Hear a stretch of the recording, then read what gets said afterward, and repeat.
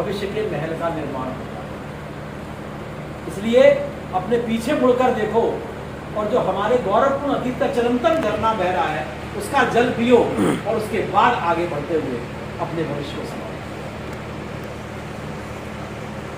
कुछ ऐसे ही भावों को लेकर मुझे लगता है परम आदरणीय देवराज जी भाई साहब ने इस पुस्तक का लेखन करना कहा जाए वास्तव में वो छोटी बात हो जाएगी। लेखन नहीं किया है उन्होंने, इस पुस्तक का चिंतन किया है और चिंतन करने के बाद अपने भावों को एक लेखनी के माध्यम से प्रकट किया। ये पुस्तक यदि आप जब देखेंगे तो निश्चित रूप से आपको लगेगा कि उसमें बहुत मेहनत हुई है। पुस्तक में दो तरह की चीजें आपको मिलेंगी। एक भाई साहब का अपना विचार और वो बड़ी बेबाकी से उन्होंने कहा है, कोई सहमत हो या ना हो जो सत्य है उन्होंने कह दिया।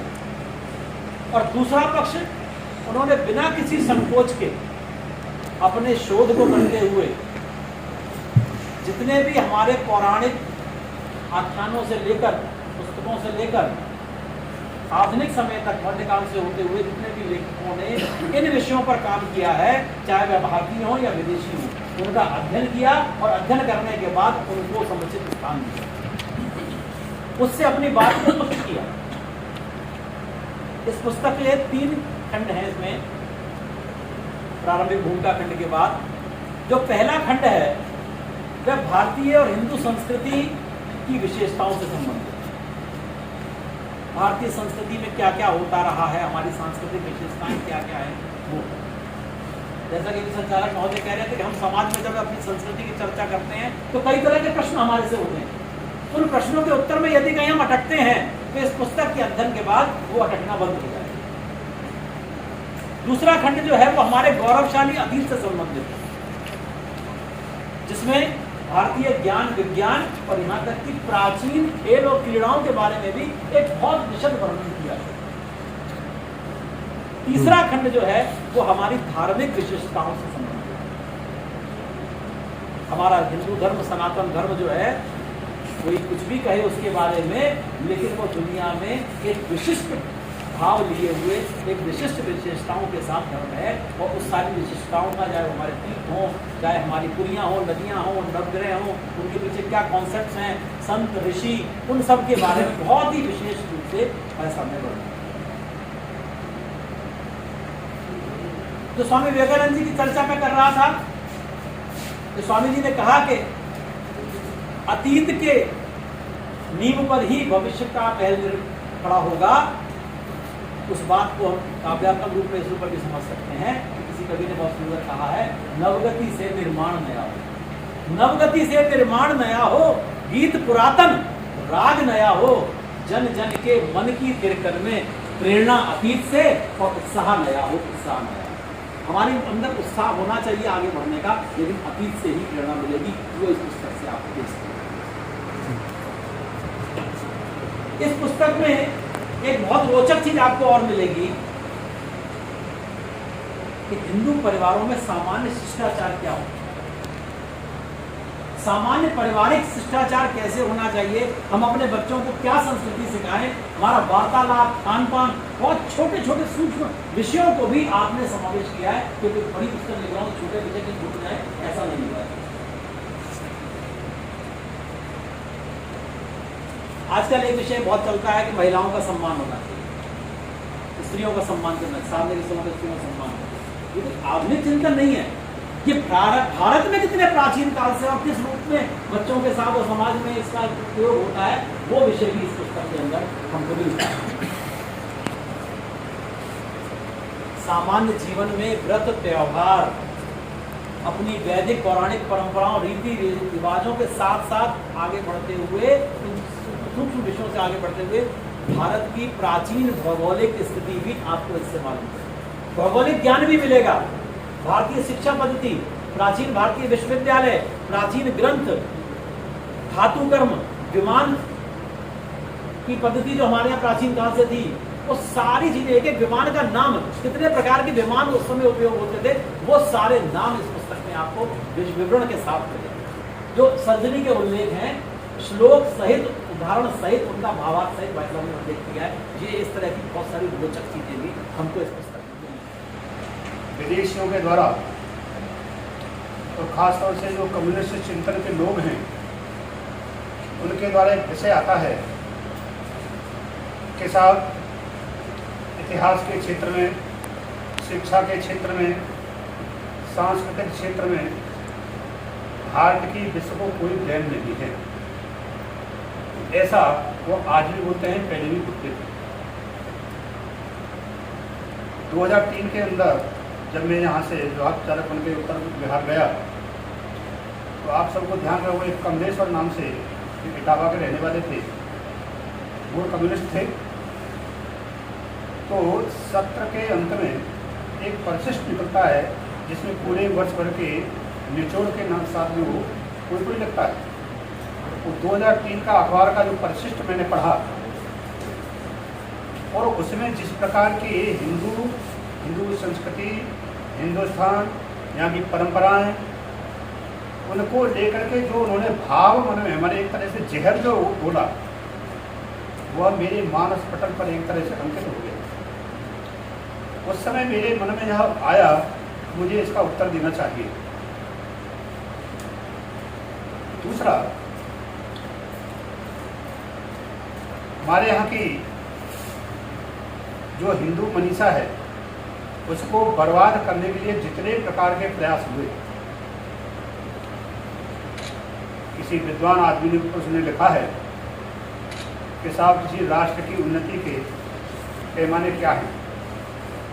मतलब किसी भी राष्ट्र के पैमाने यदि देखे जाएँ तो 3 आधार पर हम लोग मानते हैं। पहला वो बताते हैं कि किसी भी देश की ऊंचाई इस बात से नहीं नापी जा सकती कि वहाँ के पहाड़ कितने ऊंचे ऊंचे। दूसरा उन्होंने कहा कि किसी भी देश की यदि गहराई नापनी है तो इस बात से नहीं नापी जा सकती कि वहाँ की नदियाँ कितनी गहरी हैं। तो पैमाना क्या है? तो फिर आगे कहते हैं कि पैमाना इस बात का है कि वहाँ की जो आम जनता है वह कितनी चिंतनशील है, अपनी संस्कृति पर, अपनी सभ्यता पर, अपने पूर्वजों पर और अपनी धरोहर के प्रति वो कितनी सजग है और कितना उसके अंदर स्वाभिमान का भाव है। ऐसा जब आम व्यक्ति सोचता है तो उस राष्ट्र का उन्नयन होता है। हमारे यहाँ जब अन्यान्य आक्रमणकारियों की बात छोड़ दें तो अंग्रेजों के कालखंड का थोड़ा सा मैं उल्लेख करता हूँ। उन्होंने सोचा कि यदि भारत के ऊपर हमेशा के लिए हमको राज्य करना है तो 3 चीज़ों की तरफ ध्यान देना पड़ेगा। और 3 चीज़ें क्या थी? तो उन्होंने कहा कि सब पहला तो यह है कि जब भारत का रहने वाला जो व्यक्ति है वह चाहे कोई भी संप्रदाय का हो, कोई भी धर्म को मानने वाला हो, कोई भी पूजा पद्धति का मानना होगा, लेकिन उसके अंदर जो अपने हिंदू होने का जो भाव है उसको हिंदूपन से गिराना पहला काम। तो उन्होंने अंग्रेजी में नाम दिया दी हिंदुआइजेशन ऑफ हिंदू सोसाइटी। ऐसे उन्होंने दूसरा विषय लिया तो आके यहाँ का जो सामाजिक ताना बाना है, यहाँ का जो समाज है वो क्या है, एक दूसरे के प्रति इतना उत्तरदायी है। किसी के ऊपर कोई आपत्ति विपत्ति आती है, किसी के ऊपर कोई अनबन, तो सारे लोग एक दूसरे के साथ खड़े हो जाते हैं। तो यहाँ के ताने बाने को माने जो सामाजिक व्यवस्था है उसको तहस नहस करना है, जो बहुत दूसरा पॉइंट था। नाम उन्होंने दिया तो दी सोशलाइजेशन ऑफ हिंदू सोसाइटी। और तीसरा जो सबसे घातक हमारे लिए सिद्ध हुआ वह था कि यहाँ का जो निवासी है उसके अंदर राष्ट्रीयता का भाव बहुत है। और हम सब जानते हैं जो हमारे विरोधी विचार के लोग, खासतौर से कम्युनिस्ट लोग, वह राष्ट्रीयता को अपनी मानते हैं। तो वे ये यहाँ के हिंदू समाज को यहाँ की राष्ट्रीयता से गिराना है, माने उनका डी नेशनलाइजेशन करना है। इन 3 बिंदुओं को लेकर के उन्होंने काम करना शुरू किया और उसके आधार पर उन्होंने कुछ अवधारणाएं बनाई। उन अवधारणाओं में पहला क्या था कि साहब इस देश की अपनी कोई संस्कृति नहीं है, यह तो ग्रीक लोगों की संस्कृति के ऊपर ये सारा चल रहा है। दूसरा उन्होंने कहा कि साहब ये तो यहाँ का जो मूल निवासी है वो यहाँ का मूल निवासी नहीं है, तो कारवां आते गए हिंदुस्तान बसता गया। यहाँ का अपना न कोई तंत्र है, न अपनी कोई संस्कृति है, न अपनी कोई सभ्यता है, वो सब बाहर की देन। तीसरा उन्होंने कहा कि साहब यहाँ के जो 8 लोग बाहर से आए और वो आक्रमणकारी के रूप में आए और उन्हें यहाँ के जो मूल निवासी थे जिनको हम द्रविड़ बोलते हैं मार मार के दक्षिण में भगाए।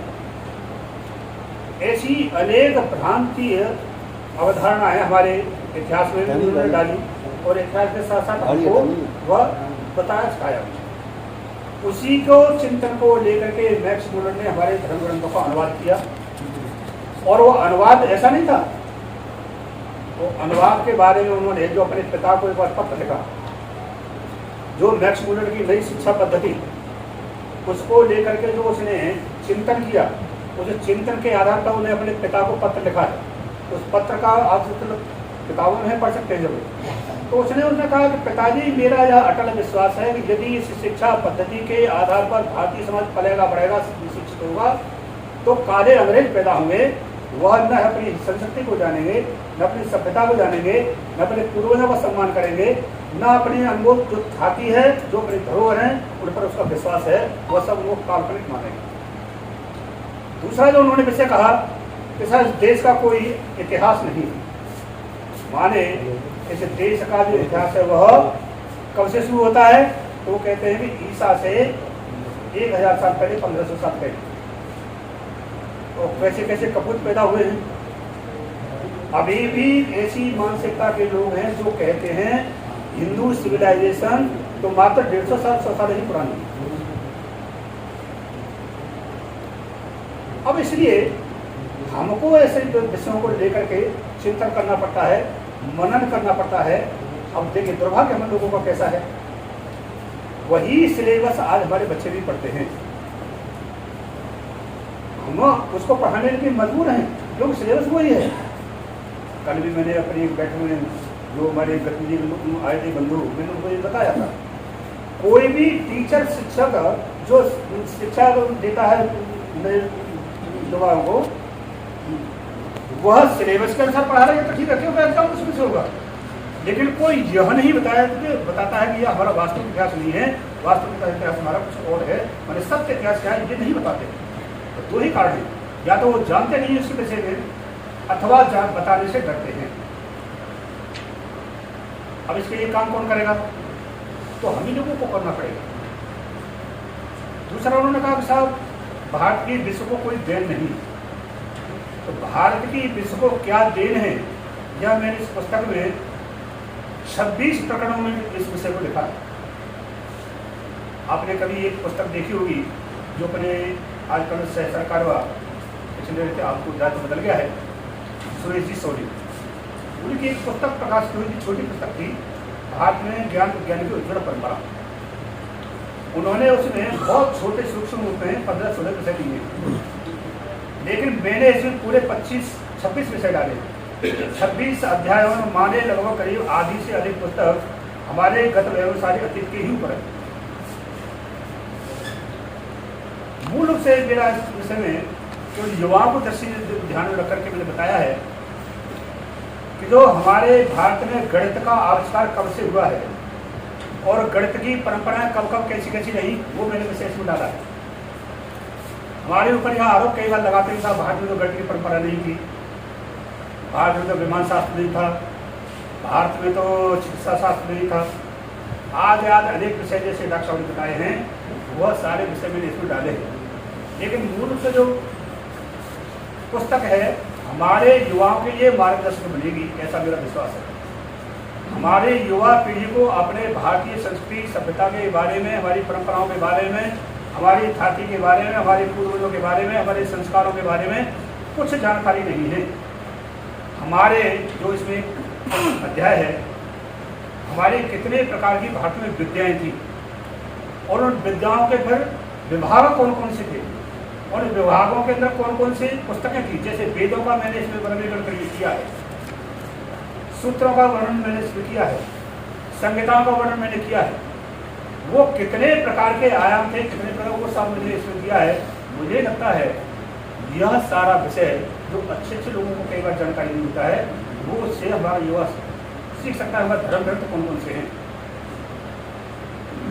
हमारे प्रकार 14 विद्याओं के जो कल्पना की वो 14 विद्याएं कौन कौन सी हैं, वह सब विषय इस पुस्तक में है। इसलिए मुझे लगता है कि हमारे प्रांताचार्य जो वर्तमान में हैं, ये कई बार एक विषय लेते थे कि हमारे हिंदू युवाओं को अपने दिन रात क्या हैं, हिंदू महीने कौन कौन से हैं, धर्म ग्रंथ कौन कौन से हैं। आज जो छोटे छोटे विषय हैं वह जानकारी नहीं है, वो इस बात को बार बार कहते थे।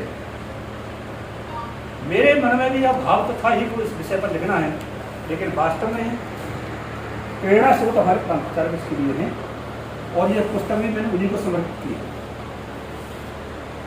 और इसलिए इस पुस्तक के अंदर जितने प्रकार के विषय हैं, उन विषयों को किस प्रकार से चिंतन करके मैं प्रमाणों के यह हमें देती है। कई बार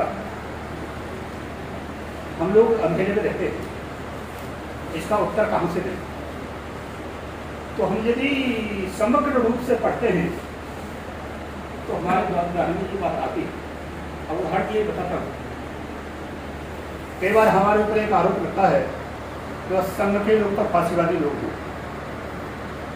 वो फांसीवाद क्यों है? तो वो केवल हिंदू की बात करते हैं। इस देश में तो ईसाई भी रहते हैं, मुसलमान भी रहते हैं, जैन भी रहते हैं, सिख भी रहते हैं, बौद्ध भी रहते हैं, और RSS वाले कहते हैं साहब यह देश हिंदू है, इस देश का नाम हिंदुस्तान है और ये हिंदुओं का देश है। इसलिए यह और जो जितने संप्रदाय हैं, धर्म को पूजा पद्धति मानने वाले हैं, उनके प्रति क्या है? असहिष्णु हैं। अब हमारे पास यह प्रश्न आता है, कोई प्रश्न हमसे करता है, तो आप बताइए सर, यह देश हिंदुओं का है, हम हिंदू हैं, तो आप किस आधार पर सिद्ध करेंगे इस बात को? यह देश हिंदुओं का हम बोलते हैं, सबसे प्राचीन धर्म सनातन धर्म है, हम बोलते हैं, वेद सबसे प्राचीन है, हम बोलते हैं, हमारी कालगणना क्या है, हम बताते हैं। आज यदि हम विषय पढ़ेंगे तो हम इस विषय के उत्तर देने की स्थिति में होंगे। किस आधार पर हम कहते हैं हम हिंदू? हिंदू की पहचान क्या है, हिंदू की विशेषताएं क्या हैं, हिंदुओं के आचार विचार क्या हैं। दूसरा एक इसमें मैंने विषय डाला है, वो क्या है? तो हमारी भौतिक उपलब्धियां क्या थी और हमारी सांस्कृतिक उपलब्धियां क्या थी। तो भौतिक और सांस्कृतिक दोनों दृष्टि से मैंने इसमें उल्लेख किया है। तो जैसे कि बताते हैं, भारत से बाहर जो भारतीय संस्कृति के प्रचार प्रसार के काम में लगने वाले जो राजवंश बाहर गए, उनमें सबसे पहले राजेंद्र चोल का नाम आता है।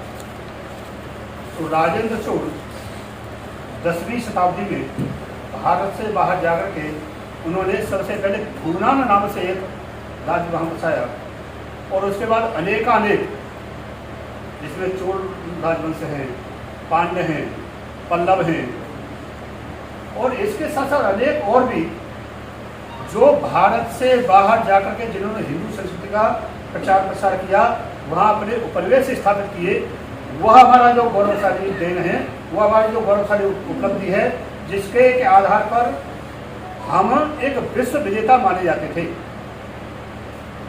वह भी इस पुस्तक का एक मैंने हिस्सा बनाया है। आगामी जो मेरी योजना है, एक 4 भागों में पुस्तक, उसको मैंने शुरू किया है। वो खासतौर से इतिहास को इसलिए मैंने चुना है, हमारे ऊपर कई बार जब भारत के जो पुराण हैं, जो उपनिषद हैं, वह पूरी गप है कहानी। भारत में कभी भी एकीकृत राज्य नहीं रहे, कभी गणराज्यों की कल्पना नहीं थी, कभी केंद्रीयभूत सत्ता नहीं रही। उसको भी लेकर के मैंने एक नया लेखन शुरू किया है। पुस्तक का नाम ऊपर डाला है, मैंने सीरीज है, भारत कीर्ति कलश, और उसके अंदर पहला जो मैंने पुस्तक लिखा है, शुरू किया है, वह भारत के चक्रवर्ती सम्राट। भारत के चक्रवर्ती सम्राट, चक्रवर्तित्व की कल्पना केवल और केवल भारतीय मनीषा के दिन है। विश्व में कहीं भी कोई भी राजवंश ऐसा नहीं हुआ, कोई भी संस्कृति का उद्भव ऐसा नहीं हुआ जिसमें चक्रवर्तित्व की कल्पना हो। बाजार में भी यह विषय और पुस्तक उपलब्ध नहीं है। आज भी अनेक लोग इस विषय पर चाहते हैं कि कोई हमको पुस्तक मिले जिसमें भारत के चक्रवर्ती सम्राट कौन कौन से थे, कितने थे, चक्रवर्तित्व काल कब से कब तक था। ऐसा एक लेखन मैंने शुरू किया है, बहुत शीघ्र ही वह चारों ही सीरीज की पुस्तकें आप सभी के सामने होंगी। आप सबका मुझे आशीर्वाद चाहिए, आप सब लोगों का संबल चाहिए, आप सब लोगों के दिशा निर्देशन में वह काम मैं पूरा कर पाऊँगा ऐसा मुझे परम पूर्ण विश्वास है। आप सब लोग मुझे आशीर्वाद दें, इतना ही मुझे कहना है। अपना का जो उल्लेख हमारे गिरिराज जी ने किया, वो हाई स्कूल की पुस्तकें आप देखेंगे तो दुनिया के किसी भी देश में, आप फ्रांस का देख लो, आप जर्मनी का देख लो, आप विश्व का देख लो, कहीं का भी, तो वो सब 18वीं 1700 के बाद में 18वीं शताब्दी में सबका उद्भव हुआ है। और हमारे यहाँ ये परंपरा बहुत पुरानी, प्राचीन, पुरातन रही है और कब कब कैसे कैसे रही है उसका उल्लेख देवराज जी ने भी किया है। तो हम अगर श्रेष्ठता प्रमाणित करना चाहते हैं तो निश्चित तौर पर कर सकते हैं। बुक के नाते भी इस किताब में बहुत कुछ है और प्रस्तुत के नाते भी बहुत कुछ है। अब तो ये जो किताब है रिसर्च के लिए, और हमारे सभागारों में ऊपर बहुत सारे विद्वान साथी ऐसे भी होंगे जो हो सकता है किसी महाविद्यालय विद्यालय में हो तो अपनी लाइब्रेरी के लिए तो पुस्तक होना ऑर्डर है, अच्छा रहे, विद्यार्थियों के सामने ये पुस्तक जानी चाहिए, तो ऐसा निवेदन आपसे है। अब संघ के कार्यकर्ताओं के लिए इस पुस्तक की क्या उपयोगिता है?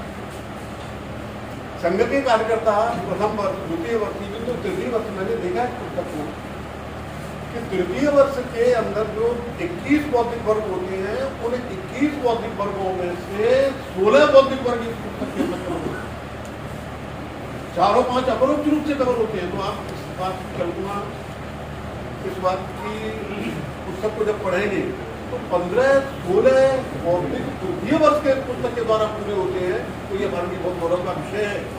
तृतीय वर्ष के अधिकारी जब अपने बौद्धिकों की तैयारी किया करेंगे, प्रथम वर्ष के, द्वितीय वर्ष के, तृतीय वर्ष के, तो मात्र तो पुस्तक को देखने से ही उनका काम चल जाएगा और एक आदमी पुस्तक पैदल करेंगे तो और आगे जा सकता। एक जो सबसे मुझे अनूठी बात लगी इसकी, प्राय पुस्तकें गद्य में होती हैं या पद्य में होती हैं या संस्कृत में होती हैं या आंग्ल भाषा में होती हैं। इस पुस्तक के अंदर गद्य, पद्य भी है, आप देखिए जगह जगह संस्कृत भाषा का भी समावेश है, आंग्ल भाषा का भी समावेश है, सब बहुत पुस्तक है सभी भाषाओं की और ज्ञान से।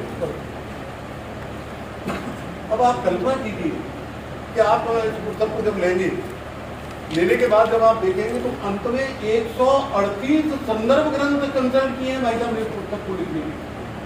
कल्पना कीजिए, एक जो लेखक होता है वो ऐसे ही पुस्तक नहीं लिखता। पहले जो 138 संदर्भ ग्रंथ ये लिखे हैं भाई साहब, मुझे पूरा विश्वास है कि इस पुस्तक को लिखने के लिए जाने ऐसे कितने संदर्भ ग्रंथ होंगे जो कोट नहीं किए होंगे। इसमें 200, 250, 300 तक भी हो सकते हैं। उन संदर्भ ग्रंथों को लेखक पढ़ता है, पढ़ने के पश्चात उनको लिपिबद्ध करता है, लिपिबद्ध करने के पश्चात पुस्तक का स्वरूप देता है, पुस्तक का स्वरूप देने के पश्चात वो फिर उसको लिख करके अंतिम रूप देकर के प्रकाशन के पास जाकर के उसको अंतिम रूप देता है। कुछ प्रमुख विषय जो इस पुस्तक के अंदर दिए गए हैं बहुत अनुकरणीय हैं, पठनीय हैं, उनको अवश्य पढ़ें।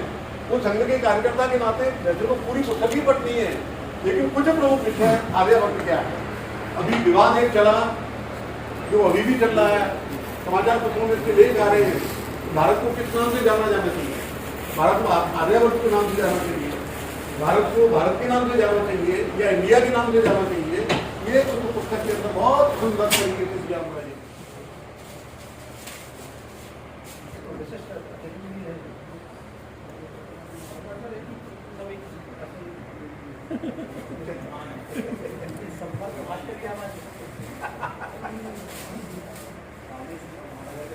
धन्यवाद।